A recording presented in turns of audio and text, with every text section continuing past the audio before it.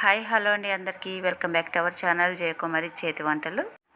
మరి ఈరోజు రెసిపీ వచ్చేసి సమ్మర్ సీజన్లో ఎక్కువగా దొరికే చింత చిగురుతోటి మంచి టేస్టీ రెసిపీ అయితే చేస్తున్నానండి. ఈ చింత చిగురుతో మనం చాలా రకాల రెసిపీస్ అయితే ప్రిపేర్ చేసుకుంటూ ఉంటాం కదా. మరి అలాగే మిల్ మేకర్ చింత చిగురు కర్రీ చేసుకుంటే చాలా బాగుంటుందండి. నాన్ వెజ్ లాగానే ఉంటుంది. సో మరి వీడియోని అయితే స్కిప్ చేయకుండా లాస్ట్ వరకు చూసి లైక్ ఇవ్వడం అయితే మర్చిపోకండి ఫ్రెండ్స్. అలాగే మన ఛానల్ని లైక్ చేయండి, షేర్ చేయండి, అలాగే ప్లీజ్ సబ్స్క్రైబ్ చేసుకుని సపోర్ట్ చేయండి ఫ్రెండ్స్. మరి ఈ చింత చిగురు మిల్ మేకర్ కర్రీ ఎలా చేయాలో చూద్దామా. ఈ కర్రీ ప్రిపేర్ చేసుకోవడానికి ముందుగా మిల్ మేకర్స్ని వేడి నీళ్ళలో నానబెట్టి పెట్టుకోవాలండి. అలాగే కర్రీ చేసుకోవడానికి గిన్నె పెట్టుకుని 1 టేబుల్ స్పూన్ ఆయిల్ వేసుకుని ఆయిల్ హీట్ అయిన తర్వాత కొంచెం జీలకర్ర, కరివేపాకు వేసి వేయించుకోవాలి. అలాగే దీంట్లోకి పచ్చిమిరపకాయ ముక్కలు వేసుకోవాలి. అలాగే ఒక 3 ఆనియన్స్ని అయితే కట్ చేసి వేసుకోవాలి. ఆనియన్స్ మనం చేసుకునే కర్రీని బట్టి అయితే వేసుకోవాలండి. దీంట్లో మనకి మంచి గ్రేవీ కావాలంటే ఆనియన్స్ ఎక్కువ వేసుకోవాలి. ఎందుకంటే దీంట్లో మనం టమాటా అయితే యూజ్ చేయము, ఎందుకంటే చింత చిగురు కూడా పుల్లగా ఉంటుంది కదా. సో అలా కాబట్టి ఆనియన్స్ ఎక్కువ వేసుకోవాలి. ఈ విధంగా ఆనియన్స్ని మంచిగా వేగనివ్వాలి.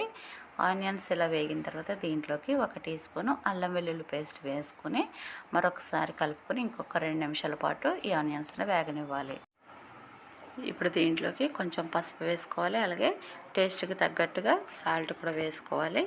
ఇప్పుడు కారం కూడా వేసుకోవాలి. ఇది కొంచెం స్పైసీగా చేసుకుంటేనే బాగుంటుంది కాబట్టి కొంచెం కారం వేసుకోవాలి.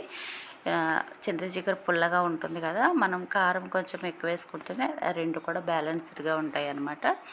ఇలా వేసుకున్న తర్వాత ఇప్పుడు మిల్ మేకర్లు కూడా వేసేసుకొని ఒకసారి ఈ విధంగా కలుపుకోవాలి. ఇలా ముందే వేసి కలుపుకుంటే మనకి మిల్ మేకర్కి ఉప్పు, కారం అన్నీ మంచిగా పడతాయి అన్నమాట. ఇలా కలుపుకున్న తర్వాత దీంట్లోకి మనం సరిపడా వాటర్ అయితే వేసుకొని మరొకసారి కలుపుకోవాలి. ఇలా కలుపుకొని దీన్ని ఒక 5 మినిట్స్ పాటు మంచిగా కుక్ అవనివ్వాలి. ఒక 5 మినిట్స్కి మనకి ఈ విధంగా బాయిల్ అవుతుంటుంది కర్రీ.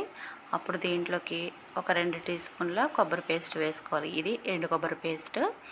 ఇది వేసుకుంటే టేస్ట్ బాగుంటుంది. అలాగే కర్రీ కొంచెం గ్రేవీగా కూడా ఉంటుందన్నమాట. ఇప్పుడు దీంట్లోకి కడిగి పెట్టుకున్న చింత చిగురిని ఏ విధంగా స్మాష్ చేసేసి కొంచెం ఇలా నలిపితే చిన్నగా అయిపోతుంది అన్నమాట. అది వేసేసుకోవాలి. ఇదంతా కూడా వేసుకొని చక్కగా ఒకసారి కలిపేసుకొని మళ్ళీ ఇంకొక 5 మినిట్స్ పాటు దీన్ని ఉడకనివ్వాలి. దగ్గరికి అయ్యే వరకు కూడా కుక్ అవ్వనివ్వాలి. చూడండి, మనకి కర్రీ అయితే కొంచెం దగ్గరగా అయింది. ఇప్పుడు దీంట్లోకి కొద్దిగా గరం మసాలా వేసుకోవాలి. చెప్పాను కదా, ఈ కర్రీ కొంచెం స్పైసీగా ఉంటేనే బాగుంటుందన్నమాట. ఇవి వేసేసుకొని ఇంకొక 2 నిమిషాల పాటు కుక్ అవ్వనివ్వాలి. చూడండి, కర్రీ మొత్తం కూడా మంచిగా దగ్గరికి వచ్చేసింది కదా, ఆయిల్ అంతా కూడా పైకి వస్తుంది. ఇలా కుక్ అయితే మనకి సరిపోతుంది. ఇంకా మనం ఇది ఇప్పుడు స్టవ్ ఆపేసుకోవచ్చు. మనకి మిల్ మేకర్ చింత చిగురు కర్రీ అయితే రెడీ అయిపోయింది. చూసారు కదండి, మిల్ మేకర్ చింత చిగురు కర్రీ ఎలా చేసుకోవాలో. చాలా తక్కువ టైంలో మనం టేస్టీగా ఈ కర్రీని ప్రిపేర్ చేసుకోవచ్చు అనమాట. ఇది చాలా బాగుంటుంది. ఇది రైస్లోకి, చపాతీలోకి, అలాగే రోటీలోకి, దేంట్లోకైనా కూడా బాగుంటుంది. మరి సమ్మర్లో మాత్రమే దొరికే ఈ చింత చిగురుతోటి ఈ విధంగా ఒక మంచి రెసిపీని అయితే ప్రిపేర్ చేసుకోండి ఫ్రెండ్స్. చాలా బాగుంటుంది. తప్పకుండా ట్రై చేయండి. దీనికి టైం కూడా చాలా తక్కువ పడుతుంది అనమాట. చాలా తక్కువ టైంలో టేస్టీగా మనం ఈ కర్రీ ప్రిపేర్ చేసుకోవచ్చు. మరి ఆల్రెడీ మీకు ఈ రెసిపీ తెలిసినట్లయితే కామెంట్ చేయడం అయితే మర్చిపోకండి ఫ్రెండ్స్.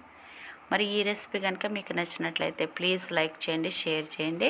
అలాగే కొత్తవారు ఎవరన్నా చూస్తుంటే మన ఛానల్ని ప్లీజ్ సబ్స్క్రైబ్ చేసుకొని సపోర్ట్ చేయండి ఫ్రెండ్స్. మీ సపోర్టు నాకు చాలా అవసరం అండి. అలాగే మరొక వీడియోతో మళ్ళీ కలుసుకుందాం. థ్యాంక్ యూ అండి. Thank you for watching.